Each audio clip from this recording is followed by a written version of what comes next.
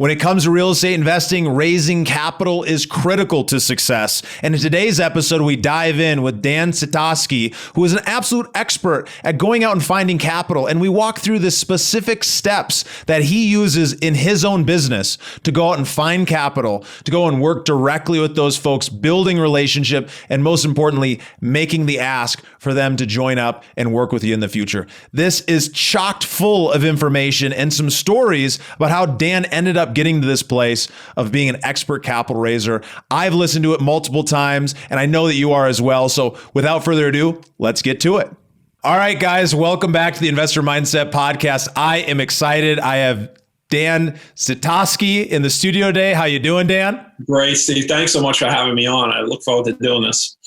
Yeah, well, as you guys know, Dan is a real estate investor focused on raising private money, doing notes, all kinds of things. And over the years, he's flipped thousands of houses, worked in commercial, buys notes, and is author of Amazon bestselling book, Passive to Prosperous. So definitely excited to get into the mindset of raising capital and understanding how to go through, difficult times or a changing market, because he's been there, he's done that, and we're definitely gonna be able to dig into that. You ready to get into it, Dan?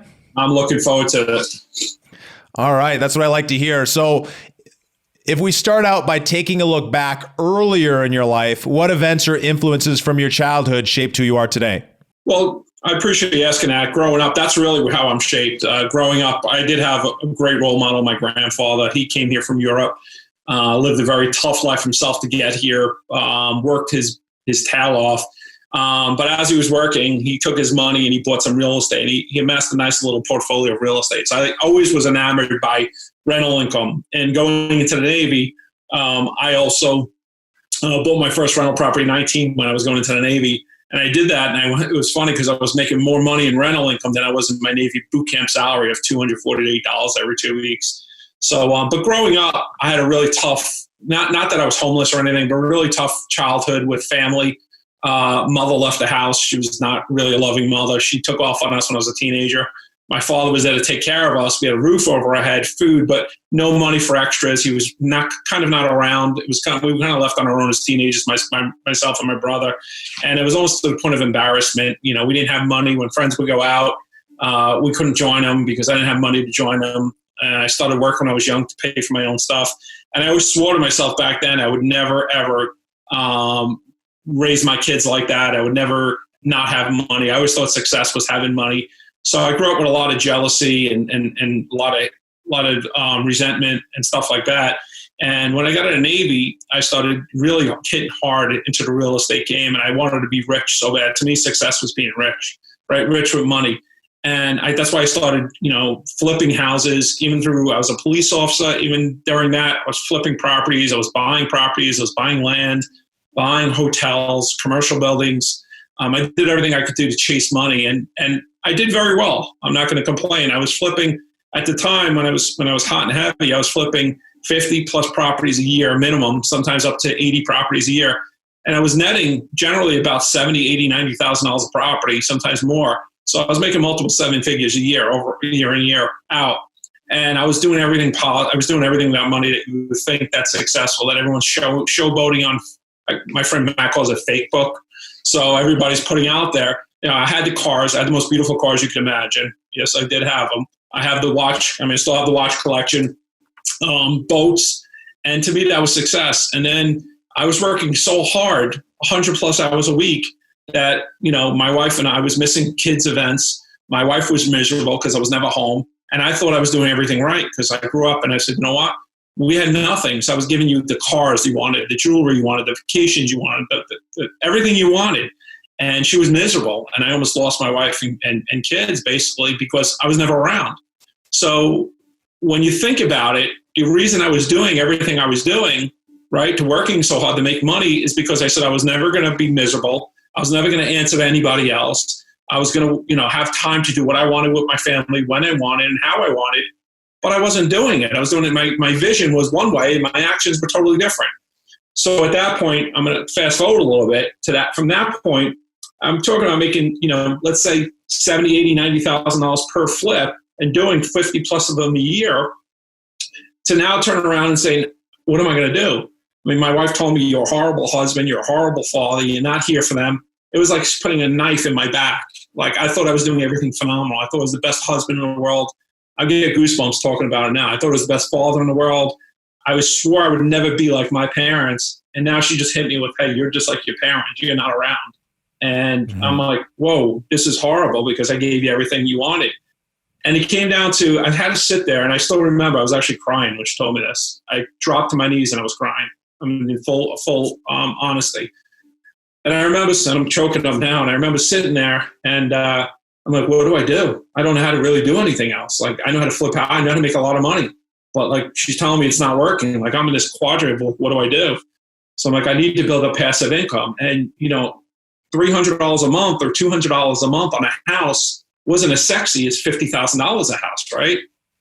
Yeah, well, you end up getting caught up, especially as a flipper. You end up getting caught up in this, like, well, I could make $50,000 or I could make $300 a month, and it's like, obviously, I'm going to take 50, but the 50 takes so much more time. So it's like you were driven to go and create income and wealth for your family, and then the motives, because you grew up without it, ended up driving you down a path that didn't actually get you where you wanted to go. So you kind of took your eye off the road while you were driving with the foot all the way down because you thought you were headed in the right direction. But, you know, thank God that you guys were able to have that conversation and share openly that, hey, things were not going well. Right. And that's why I put this story out there so much. And that's why my book is called Passive Income to a Prosperous Life. So passive to prosperous. That's why my teachings, my public speaking, I get brought in as keynote speaker. I'm a sales trainer. When I said it's like $50,000, a lot more sexy than $300 a month. But when you do $300 a month, a couple hundred times, it gets pretty damn sexy, right? Now I have the time essentially, really since 2011, I think I really hit it hard. But since 2009, I kind of started making that change. And now I have more time than I ever had to do what I truly love to do, which is not chasing money. I'm so non-money motivated. I know that's a cliche, and I know a lot of people say it, but I mean, I've been, especially now, every week I'm presented with opportunities to get involved where I can make a lot of money. And I just look at it. If it's not my vision, if it's not my mindset, if I have to take on something that I don't want to do, I don't do it anymore because I'm not chasing the money. It's not about the money for me anymore. You finally got in some actual alignment so that you were clear on what it was that you were actually trying to accomplish and making sure that everything went through that lens. Exactly, 100%. And that's my goal, is to get that out there to everybody. And I think a lot has to do with, and if you back it up, if you back this out of when you talk about what is your vision, why are you doing what you do? And then how do you get there? Okay. And to me, I was held up by banks and hard money lenders back then, right? I couldn't do what I wanted to do because when I had a hard money lender who was giving me money at high interest rates, points, draw schedule fees, inspection fees, 6 months to a year, I couldn't play around with rentals. It just didn't work. Economically, it doesn't work, right? And if banks stop lending, like a lot of non-QM banks stop lending right now, how do you get out of these hard money loans? So the only way this worked for me, the only way in 2009, I swore to myself that this is going to work for me, is I needed to raise private money. And I was raising a little bit, $500,000 to $1 million at the time before that. I wasn't raising a lot. But in 2009, I swore to myself, I will never base my business over hard money lender or a bank ever again. Now, do I use banks to refi out some of my rentals? Sure. But I pay those off really quick. Do I use hard money lenders? No, I don't use hard money lenders. Everything I do is private money. So obviously you got burned pretty bad. You made some big changes in your life.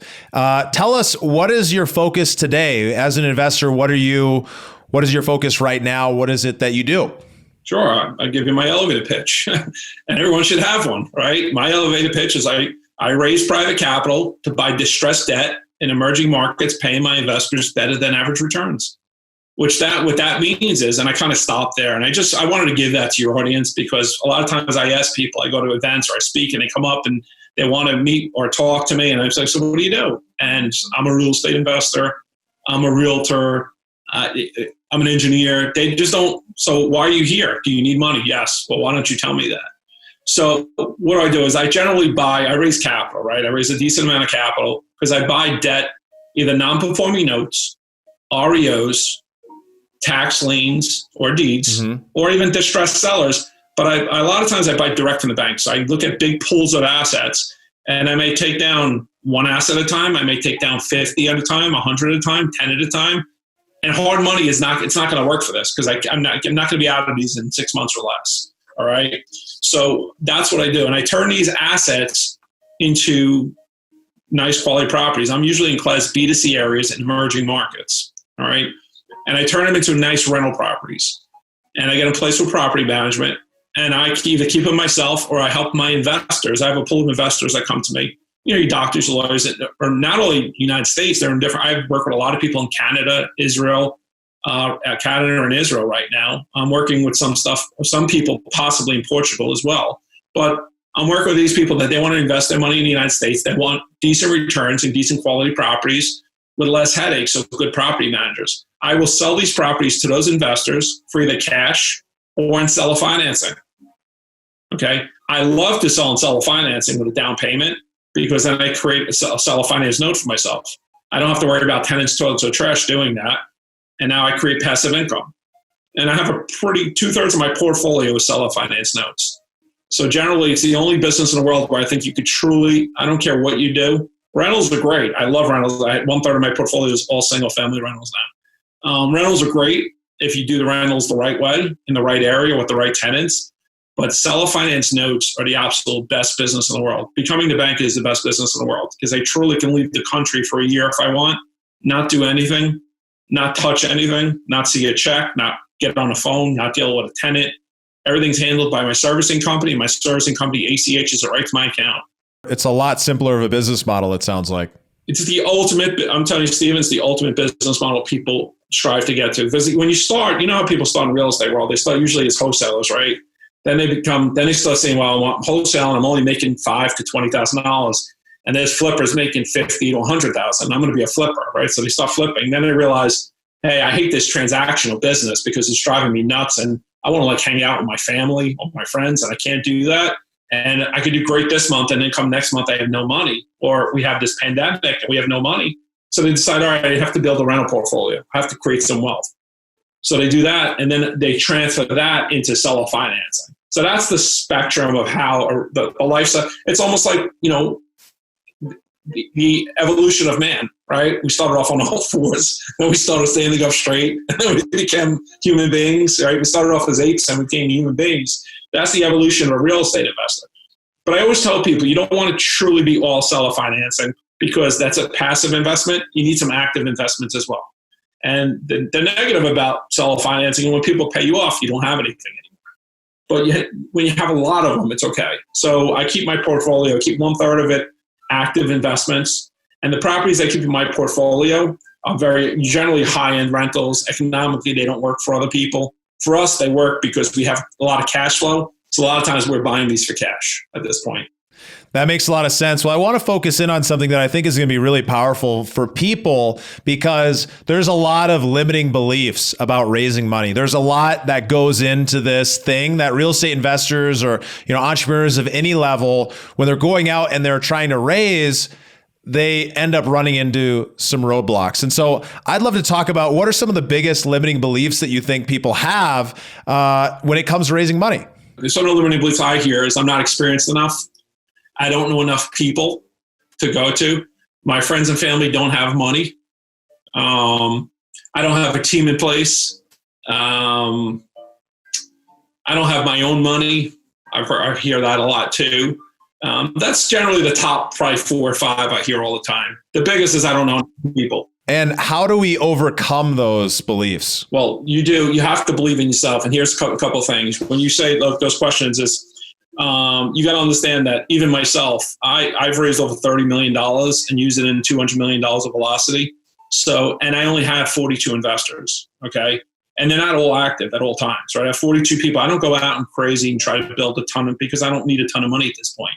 I know people that have 200 to 300 investors, and you can keep building them. When the reason I say I have 42 is because maybe 3 of them, prior to when I started really focusing on raising private money, maybe 3 of them are friends of family. The rest are people I never knew before I started. So take that limited belief away, okay? You do know more than other people. You just have to know. You just have to know a little bit more. When you say you don't have a team, you most certainly have a team, right? Because Stephen, if I asked you right now where you invest, you would tell me who's on your team. How do you know what the comps in that area are? How do you know what the rental numbers in that area are? How do you know who the contractors in that area are? You certainly have a team. You just don't believe you have a team, right? So you have your realtors, you have your contractors, you have your property managers, you have your project managers, you have your your attorneys, your title companies. You certainly have a team, all right? And you certainly know why you're investing in that market, because if you don't, why would you even waste your time there? So explain to me why you're investing in the market you're in. If you're in Memphis, Tennessee, why Memphis, Tennessee? Why Birmingham, Alabama? Why Dayton, Ohio? What's there? All right, why are you investing there? You better be able to tell me. I think the limiting belief, it's not even so much the limiting beliefs. I think it's the laziness of investors, and that's why the top investors do well. I have a lot of people ask me for money, and I do lend, but I only lend to right now 2 people that I've been doing business with a while. I like to bet on the jockey, not the horse. I think we spoke about this on one of your other podcasts. I'm very big on betting on the jockey, not the horse. So when they come to me with requests for me to fund their deal, a lot of times it's, hey, I have a deal. Would you want to fund it $150,000? They don't even give me the address. And then if they give me the address, there's no supporting documentation with that. I don't have a scope of work. I don't have a draw schedule. I don't have a bio. I don't have their team, who's the contractor, who's doing the work. I don't have a license from the contractor. I don't have any insurance. I don't have an application from them to show me what do they have in reserves? How can they support this deal if it goes sideways? How are they going to protect me? So we do all those things. I do it for myself. I teach my students how to do it. That you have a leg up. You have to bring value to somebody, right? And the other thing is people don't start looking for money until they need it. And that's absolutely wrong. That's the word. Right now, I think we talked about this before, Stephen. This is the best time. I hate to use something like this to take advantage. I don't think I'm taking advantage, but I think I'm taking advantage of my business. This is the best time. Right now, you're quarantined in your house. You have the opportunity to watch Netflix, watch what's going on Facebook and social media, or the misery, watch the fear-mongering going on, watch the people saying the world's going to end, or you can tune all that out and say, let's focus and say, I'm going to learn how to raise private money. This is Dan Zitofsky in 2009. I did it because it wasn't a pandemic. I did it because at the time, hard money lenders did exactly what they did now. They pulled out of the business. Okay, most of them. Some of them are still in. But the ones that are in are lending less money now, and they're making you a whole 12 months reserve, spring 12 months reserves. Who can afford that? A lot of these new investors, they can't afford that. Okay? And I don't blame the hard money lenders. They want to protect themselves. They should. They're smart. And the banks, a lot of them, non-QM banks are pulling out as well.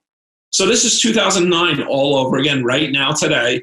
You have probably a good 2 to 3 months that you can really put your business together, and you could do a ton of damage in 2 to 3 months. A ton of damage. So on the money raising side, it sounds like what you're saying is you need to really position yourself as a professional and provide, the evidence that, hey, you, first off, not only do you have the experience. If you're going to go raise money, you've got the experience, or you're attached to a team that has the experience. But once you're actually in that process, make sure that you're presenting yourself as a professional by putting together, the bio and outlining who the team is and putting all these documents together that end up showing, hey, it's kind of like the preponderance of evidence here shows that this is a deal and that I know what the heck I'm talking about. And therefore, you should trust me to invest in. And I always teach people, I say, it's like, show you're the expert, don't tell that you're the expert, right? There's so much with social media. Right now, you got to remember, 2009, I didn't have Zoom. I didn't have Facebook Live. I didn't have Insta Live. I didn't have TikTok, all these things. I don't even know half these things they have anymore. I feel like I'm getting old. But now the mode of communication is so easy. And you can pick up your phone. You can just turn it around in Facebook Live and say, this is what I'm doing. So we start believing that we can do it. We're putting together the evidence that shows that we can, because most of the people who are listening have done some real estate. And if not, then, you're attached to somebody who's doing it. What are the conversations that you're having with people as far as introducing them to what you're doing? And what's different about that right now? Because what I'm hearing from a lot of people is that, well, hey, everyone's sitting on the sidelines. People are saying, hey, I don't really want to put money to work right now. I don't know what's going on. And so, well, how does that talk track go if you're just getting started right now and things are changing? Or, for all the listeners who are listening to this 6, 12, 18 months down the road, this stuff applies always. But I'd love to hear your thoughts on that. That's a great question. And it's incredibly inaccurate. And I can tell you that because I've reached out to every one of my 42 lenders on my list. Not like it's a lot. I've had conversations with almost every one of them already, or emails at least, with the ones I haven't had conversations with. And people I just paid back last week are already asking me if I have anything else for their money. They're going to trust you, right? They might not invest. And I'm not using fear mongering for people that are traders in the stock market, people that know what they're doing, people that are buying options in the stock market. I don't like to say, hey, the stock market got hit hard, put your money in real estate, because the real estate market gets hit hard too, and it's not vice versa. Okay. But what you need to do is you need to position yourself as an expert right now. Think about this. I just went through with my students, and in my group page, I just gave a free training. I said, at this point, go to your local area, your local businesses in the area. All these businesses are getting hurt right now. Talk to them, be an educational resource. You don't have to be the expert, but you can bring the experts on. So right now they're talking about the SBA loans and the IBEL loans and Family Medical Leave Act. Well, why don't you invite all the business owners in your network, in your local region, to a webinar and bring an expert, a CPA or tax attorney on. You don't have to be the expert. Bring them on as a resource, and let's talk about how you can help your business. How about if we bring the business owners on a different webinar and we talk about how you could pay your kids and you can have your kids pay for their college education, okay? And you can start talking about the Coverdell account and how your kids can invest in real estate. You could talk about how you can do solo 401ks as a business, pay yourself and your wife and your kids and your business. And you don't have to be the expert. You could actually talk about it and then have it backed up by a CPA, have it backed up by an IRA company, a custodian. So you could provide a lot of value. And that's what I'm saying, content, exactly what you're doing, Stephen. You're doing a phenomenal job. You're bringing so much content to people, right? So now let me ask you something. If you teach a business owner how to pay their kids up to 18 years old, tax-free, right, up to $12,200. Now, you don't have to give them the whole thing, but up to $12,200, you could pay them tax-free if they're under 18 years old. Now, let's say you have 2 kids. You're talking about over $24,000 they can invest in this real estate deal. That's how my kids' college education has been paid, by the way. 2 kids already go through, not 1 student loan. Okay?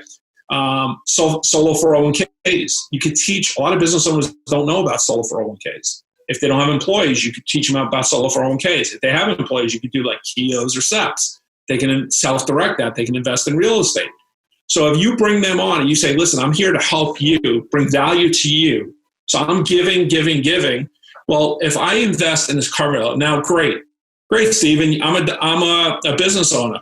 I invested in my kid's Coverdell account. That's cool. I got 3 kids under 18 years old. I put up to $36,800 in there. Don't have to do the whole thing, but you want to make sure you do it the right way. Okay, there's a way to do it wrong and a way to do it right, and you want to check your account. But you had me put $36,000 into this self-directed IRA for my kids, or $2,000 a year each for my kids' Coverdell. What do I do with it? Who do you think they're coming to as the expert? Yeah, they're going to come to you. I have this deal I can get you in. If it fits your needs, here's the deal. You would get this kind of return on your money in this amount of time, and it's backed by a first position note in real estate. Does that interest you? So those are the conversations. The difference. That's how I built my business. I found out how I could help business. I did everything possible, and what I went after is accredited type business owners. My best money raising investor, believe it or not, I'm not into artwork at all. If you're looking over my head, you might see my only one piece of artwork. It's a cartoon, a lithograph cartoon, but I'm not into artwork. Family members' uncle had a 60th birthday party at the Metropolitan Museum of Art. We went to the birthday party. It was a closed-off room. They had wine. They had appetizers, and we're walking around looking at art. And I'm a half a jokester in character. Obviously, I'm making fun of some of the art. Well, a gentleman walks over to me and he says, so what do you know about the art? And I really didn't know much at all. And I was like, Joe, I didn't, and I kind of like, was embarrassed. And one of his first questions is, I'm David, what's your name? I'm Dan. He goes, what do you do? And I came out with my elevator pitch and I shut up. And we had a great conversation for about 40 minutes, just back and forth conversation. The next day, the family member called my wife and said, David wants to meet with Dan for coffee. I'm like, would you talk about investing? Like, why does he want to meet with me? Well, it was about 2 hours away. He was in Manhattan. I live in Delaware now. So I went out and I met with him. Great conversation. To this day, he's probably invested $8 million. Now, I don't mean $8 million at once, $8 million back and forth. So one of my best investors, right? Because I provided him a ton of value. And we started talking about then is, do you know you can invest your IRA in real estate? And he goes, yeah, they got REITs. And I said, no, you can invest. And we had this conversation and he started moving his money to self-directed IRAs. And that's what we used. So I really focus on key and on helping people probably in like their 30s to 40s. They have, think about it, right? If you're 40 years old, you're not using your IRA money for another 20 years to your minimum 59 and a half. So do I have to worry about you having your money in 6 months? And a lot of these people in their IRAs, they don't use it now to live off. They don't want the money monthly. They don't want it quarterly. They don't even want it. They're like, just hold it. Just hold it. We can't legally hold it. We pay them back and we use it again. But they don't even care about getting it back right away because they can't use it for 20 years. They don't want to dealing with the account. They don't want to deal with the transaction fees. We cover that anyway, but they don't want to even deal with it. So it's who you're dealing with. Here's the other problem. Most people hang in the murky waters. And I say that as you got a lot of real estate investors on this panel, on this group right now. Mm-hmm. How many of them go out and they think that they're networking by going to the local RIA or going to local meetups, or they're the professional event goers. They go to every real estate investing event there is. They buy tickets for every mastermind they see online, and they're hanging out with all the other real estate investors and they're talking about how they're crushing it. You know what? They're cool to go to once in a while because we all know, I speak at them sometimes and we all know a lot of the same people and we just have a good time. It's nice to go. But I never, ever raise money in events like that. People come to me all the time and I'm just like, I'm not the right fit for you, right? Where do I raise my money? What is my hobbies? I'm into wine. I like a good cigar. I'm into boating, so I'm part of a yacht club. I hang out at a fishing. There's a retirement community not far from me. They have a fishing club. They go on 3 fishing trips a year. I usually do one of them, maybe 2. I'm part of a veteran organization. I pay for the vets to go. We take the older people out. We go fishing. All of them have retired. All of them have 401ks or retirements. They all love what I do.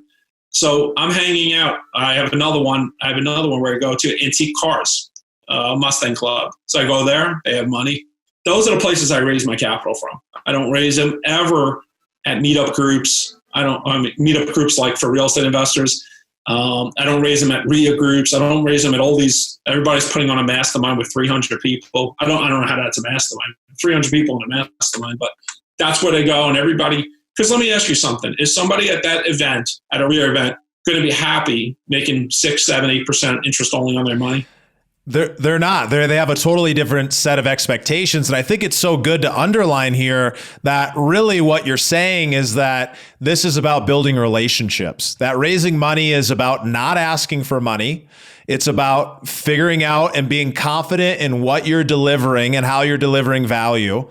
Deliver it to them over and over again, where you're teaching them, where you're educating them, where you're building that thought leadership, whether that's one-on-one or through a podcast or through a webinar or through, a sit-down event that you end up putting on for a small group of people. And then it's at some point, once you've understood and you've got to know that person, then you say, hey, this is what I'm doing. And eventually someone's going to say, hey, well, how do I get involved in that? And it's a process that you can systematize and you can do on a regular basis, but it really just comes down to getting to know other people, getting out there, talking about what you do and having a really good way to do it. Right. I'm thinking outside the box. Like I said, I show people in my group how to go about and just how to find the local businesses in your area. I mean, I can tell you this. I'll tell you, listeners, this little trick. I mean, I'd write this down to little listeners right now, is go into your local, just type in Google search, whatever county you're in. Type in, San Diego County. What county do you live in, Steve? I live in Denver County. Okay, so Denver County Chamber of Commerce. Go in there and go to the member directory list. Pull all the members in that directory.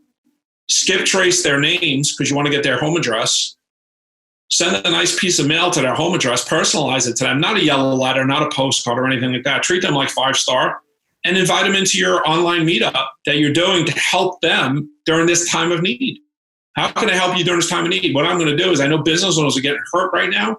I'm bringing on an expert. Everybody here knows somebody that's an expert in the SBA loans right now because people have been studying it. I know a couple of attorneys that are really good with it. I'd bring on an expert. I want to bring on somebody that I value to help you, okay, right now.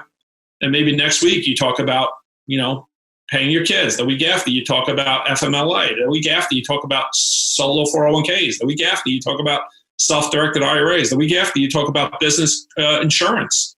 Bring on experts, guys. You bring a value to them. You're the expert. You're the go-to. I mean, let's be honest, Steve, you have a podcast, one of the top podcasts, and that's why I'm honored to be on it because I listen to your podcast.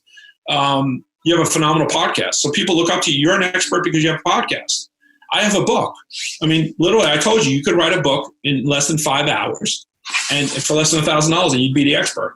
I also make my students, I force them to write a book. Okay? Why don't you put out a book? Put out a book on what you do in your business. Because if you have a book, you're the expert. Imagine sending a free book to every business owner in your county. And in your book, it kind of talks about your meetup event, which is an online event now, right? In the future, it won't be online, which is your podcast, which is whatever you do. It's so easy to do these days. It used to be $200,000 to do a 30-second commercial. Now it's like $1 million. Now you have your phone. You can do a commercial anytime you want. So you have the ability. You just got to be different than everybody else. Everybody wants the easy way out. Everybody has a limited mindset that there's no money out there scared right now. That's wrong. The scared money is because the people you're dealing with. How about all those people that have money sitting right now that don't trade stocks, like your doctors, your lawyers, your veterinarians, your auto auctioneers, your high-end auctioneers, your farmers. Your farmers have a lot of money. Your automobile dealership owners. They have a lot of money. They're not there right now trading stocks. Because if you know how to trade stocks, you can make money right now. I don't know how to trade stocks. I think I have like $15,000 in stock, and I don't even look at it. I bought some more stock last week, but I'm just going to let it sit because I don't know what I'm doing. But I'm not going to put all my money in stock market and trade stocks, but I have money sitting. I want to invest in a hard asset. So explain to them, teach them why a hard asset is a great investment. Don't say invest with me. Teach them why it's a great asset. Teach them why this economy is a great time to look at real estate investments. Teach them whatever market you're in, what job growth is going in right now, because that'll make them feel more comfortable. Listen, the rental market, people always need houses to live in. If you're in an emerging market with a ton of job growth, this is the best time in the world to invest in real estate. The best. It doesn't go up or down with the economy. People always, if banks stop lending, my rents will even go higher, right? If banks stop lending, my seller financing will even go up through the roof. So you got to look outside and I'm saying people are buying into what social media is showing them, right? The world's coming apart because social media says it's coming apart. If we look at the facts and we just close our eyes to that and we refuse to let that get to our head, then we'll do so much better. And I just gave you a ton of options just now where you're in place today, Stephen, to take advantage of this right now. But I gave you listeners right now that every county they live in, they could go to the Chamber of Commerce and pull a list of at least a few hundred. And I'm going to say do your local county because, when this comes through, you want to be able to sit down with these people and shake their hand face to face, have a cup of coffee, and ask them, what is their risk level? What are they comfortable doing? What are they not comfortable doing? How much money are they working with? Do they need their money monthly, quarterly, annually, at the end of a deal? When are they ready to go? Where's the money now? Do you need to help them set up a self-directed IRA, solo 401k? Okay, I help a lot of because they don't know how to do it. So I help them set it up. It's very easy to set it up, but they're like, it's science to me, science project for them. It's easy. You fill out the paperwork with them. You help them wire their funds in there. You have a rep at a custodian. You should have a custodian that you work with. So you have a relationship with them. It's like, hey, John, Sally, here's my investor, Steve. Can you work with him, helping him get his account set up? Great. You become the liaison. If you're the liaison, they're not going. I have people. Just so you know, I have investors that have told me already. They said, Dan, if you got anything, I'm cool with 5% right now. I'll jump in a deal as long as it's a good deal. I'm just not giving my money to anyone else right now. I trust you. So they trust the jockey, not the horse. There's so much here, you guys, and I really hope and I really encourage anybody who's thinking about raising money or let's be real, everyone who's in real estate needs to be good at this skill. So I really encourage you guys to re-listen through this, get out your pen and paper, write down some of these strategies and take action on some of them. So we've only got a few minutes left to wrap up. So I've got a couple quick questions that I like to ask every single time. So tell me, Dan, how do you define success and what is success to you? Define success by very simple. Sit down and write your eulogy. And when you write your eulogy and you might start crying, that's how I define success. What will people say about you? What will your legacy be? That's how I define success. And it's very deep when I say that, but you can actually take that, you and your boyfriend, girlfriend, spouse, partner, whoever it is, write that about each other. Your eyes will open. That's how I define success. And that's changed a lot for me over the last 10 to 12 years. Wow. I really like that. And what are some of your keystone habits, the things you do on a regular basis that have led to some of your success? I stay very focused on my vision. If I stop chasing money, because that's when I start chasing money, I fall off my vision. When I fall off my vision, back to my eulogy, that would change. That's huge. Well, we've made it to the growth rapid fire round where the questions are quick, but the answers don't need to be. Tell us, Dan, what's a book that's impacted your life the most or one you're excited about right now? Well, I got to say my book, Pesavento, Prosperous. The one that's probably impacted me the most is something very similar to my book, was Life and Air. But The Banker's Code by George Antone is something that I really love because it resonates with me in the business sense the most. I've heard of that book. I haven't read it. Definitely adding that to the top of my list. And from inspiration, what impact have mentors made on your life? And how do you look at going out and finding great mentors?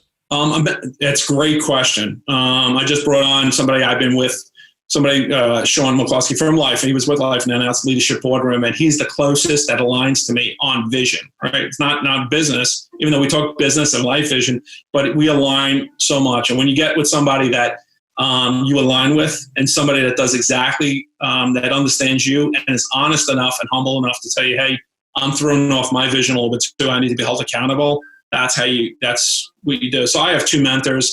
He's one of them. I also have somebody that's a business mentor to me that pushes me in business. But right now, for myself, I need to be laser focused on my vision, because when I fall off my personal vision, then everything's out of alignment. Like if I go out and I try to do a business because it's going to make me a lot of money and it takes time away from me, well, that takes me off my personal vision and then I'm out of alignment. So that's how you have to really go deep. You have to understand who you are, what you want your life to be, what the perfect day is. Don't be an engineer in this. Don't say you can't do it because. Just put it on paper. What is the perfect day for Stephen going to be right now if I could do anything I want? And then make sure your vision aligns to that. Because if you say, I want to spend time, sitting on the beach 4 hours a day writing, and you're taking on something that's you become a roofer because you can make $1 million, but now you're working 16 hours a day, that takes away from your vision. That's the perfect, when you have a mentor that can keep you aligned, that's what it's all about. It's so important. It's so important to have a clear purpose and have somebody who can keep you on track towards making sure your life is nothing but that purpose. And so finishing on purpose, what drives you to live your best life every day? My wife and my kids, seeing, being there for them, being a positive role model in their lives, being a positive role model in my students' life, and living my legacy. I have a legacy to create financial literacy course for youth around the world. That's really where I'm laser focused. I like using funds I have now to give back to communities and organizations. So just being a productive member of society. And I know I could spend a whole 2 hours talking about that. And I know I'm giving the overview of it, and I hate to be so general, but really overall being a productive member of society and changing people's lives rather than changing your own. Oh, that's beautiful. Well, this has been a great conversation. I hope everyone took some notes on some ways that you can go out and raise money and get over some of those limiting beliefs that you guys have. Dan, where can people find out more about you or get in touch? They can go to, definitely not my personal page on Facebook, because I hit that 5,000 friends limit, so I can't have any more. I have my Facebook groups, Become a Real Estate Investor with Dan Zitofsky. They can go there. They just have to answer 3 questions. I also, every time I do podcasts, I give away free cheat sheet to people. When I'm in person, I hand it out, but they can go to PassiveWealthAcademy.com/42K. They'll get my free cheat sheet that I wrote. And we started moving a lot of our videos up into YouTube. There's a lot of content there. I try to give as much free stuff. All of this is free, guys. I'm not charging for any of this. So on our YouTube page is under Zitofsky Capital Management. Go there. They're going to see our videos. They're great educational videos. And every week we're adding more and more. We have so many videos in the library. Our team is trying to add them as fast as we could. Well, that's awesome. And go take advantage of some of these free gifts. And, we'll obviously have all the notes or all the links in the show notes for you guys. So I'll leave you as I always leave you. Remember to go out and live a life worth inspiring others. And you can do so today by actually applying some of these lessons we learned with Dan directly in your own business. See you guys on the other side. It's wonderful that so many of you have stepped up and registered to partner in future multifamily opportunities together. We follow a very strict vetting process when selecting our operating partners, and all of which have a serious track record, at least 5 years of experience, at least 2,500 doors that they've actually managed and owned, and over $250,000 of assets under management. These kind of guidelines help make sure that we are investing together in some phenomenal deals. And you can learn more by registering at theinvestormindset.com/invest. These institutional style investments bring benefits to busy professionals and real estate entrepreneurs looking to reduce their taxes and increase their returns. And you can join us by getting started at theinvestormindset.com/invest. I look forward to seeing you on the next deal. Thank you for listening to the Investor Mindset Podcast. If you like what you heard, make sure to rate, review, subscribe, and share it with a friend. Head over to theinvestormindset.com to join the Insider Club, where we share tools and strategies from the top investors and entrepreneurs on how to take it to the next level.